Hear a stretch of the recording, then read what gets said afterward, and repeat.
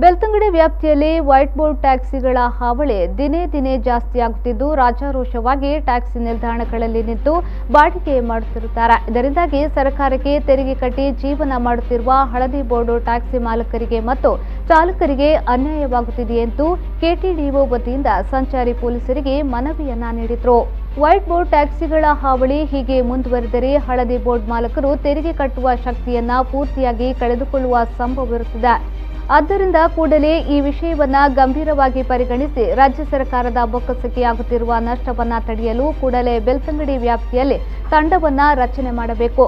ಸಾರ್ವಜನಿಕರ ಜೀವನದಲ್ಲಿ ಆಟವಾಡುತ್ತಿರುವ white board ಟ್ಯಾಕ್ಸಿಗಳನ್ನ ಸರ್ಕಾರ ವಶಕ್ಕೆ ಪಡೆದು ಕಾನೂನು ಪ್ರಕಾರ ಕ್ರಮ ಕೈಗೊಳ್ಳಬೇಕೆಂದು ಕೆಟಿಡಿಒ ರಾಜ್ಯ ಪ್ರಧಾನ ಕಾರ್ಯದರ್ಶಿ ಆರಿಫ್ ಉಜಿರೆ ಹಾಗೂ ಬೆಳ್ತಂಗಡಿ ಕೆಟಿಡಿಒನ ಎಲ್ಲ ಸದಸ್ಯರು ಬೆಳ್ತಂಗಡಿಯ ಸಂಚಾರಿ ಪೊಲೀಸ್ ಠಾಣೆ ಹಾಗೂ ಸರ್ಕಲ್ ಇನ್ಸ್ಪೆಕ್ಟರ್ ಸಂದೇಶ್ ಅವರಿಗೆ ಮನವಿಯನ್ನ ನೀಡಿದರು.